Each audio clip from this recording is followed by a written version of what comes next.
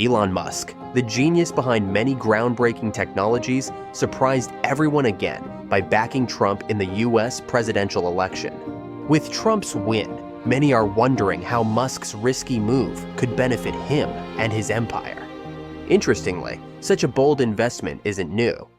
Over 2,000 years ago, in China's Warring States period, a visionary merchant named Lu Buwei made a similarly audacious move. Betting everything on a seemingly powerless prince, Lu Buwei helped him rise to the throne, securing unparalleled success and influence in the process.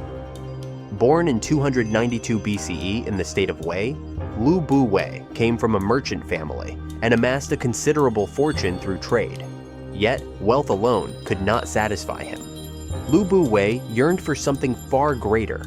Unlike Elon's vision of space colonization, Lu Buwei wanted to become the most powerful man on Earth. One year, while traveling in Handan, the capital of Zhao, Lu Buwei encountered Yiren, a Qin prince fallen on hard times. Born to a disfavored mother and one of over 20 sons of the Qin crown prince, Yiren had no status within his family. To make matters worse, he was sent to Zhao as a hostage, where worsening relations with Qin left him neglected and destitute. Where others saw a forgotten prince, Lu Buwei saw an opportunity. After careful thought, he made a daring decision. He would stake everything on this downtrodden prince, a gamble that could either make or break him. For Yiren, who had spent his life in neglect and despair, Lu Buwei's proposal felt like a lifeline. No one had ever seen value in him before, let alone offered to change his fate. Deeply moved, Yiren pledged with unwavering sincerity, "If I ascend to the throne, I will share it with you." With those words, the partnership was sealed, and the wheels of destiny began to turn. Lu Buwei's first move was to secure the support of Huang, the favorite consort of the Qin crown prince.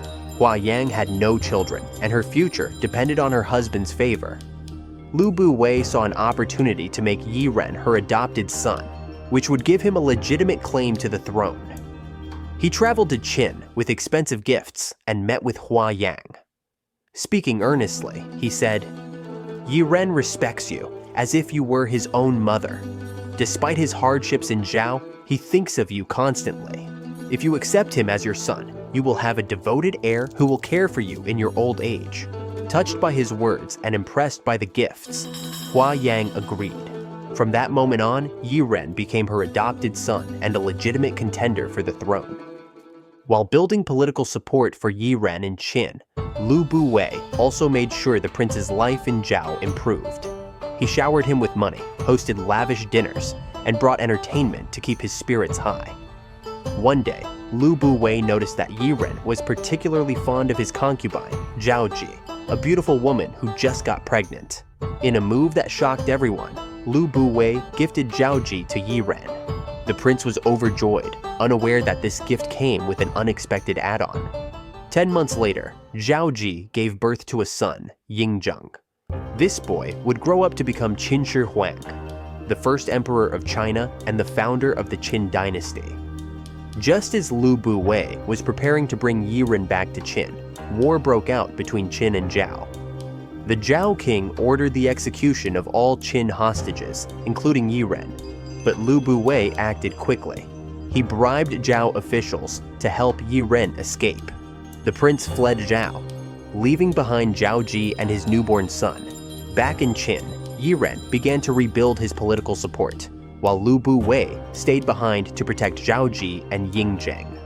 5 years later, thanks to the influence of Huang and Lu Buwei's tireless efforts, Yiren was named Crown Prince of Qin. Through careful negotiations, Lu Buwei convinced the Zhao court to release Zhaoji and Yingzheng, reuniting the family in Qin's capital, Xianyang.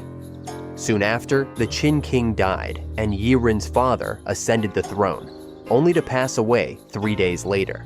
With no other contenders, Yiren was crowned king. For Lu Buwei, this moment marked the culmination of his audacious gamble. From a shrewd merchant, he had risen to become the architect of a king's ascent. As a reward for his efforts, Yiren appointed him Prime Minister of Qin, placing the kingdom's power squarely in his hands. If Twitter had existed in ancient China, one could imagine Lu Buwei flooding the platform with triumphant posts. "Make Qin great again." They said it couldn't be done. They were wrong.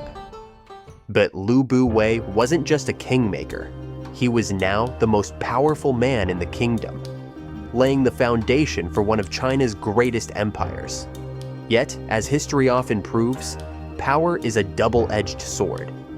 Stay tuned for part 2, where we uncover how Lu Buwei's scandal with the Queen Dowager set the stage for his dramatic downfall.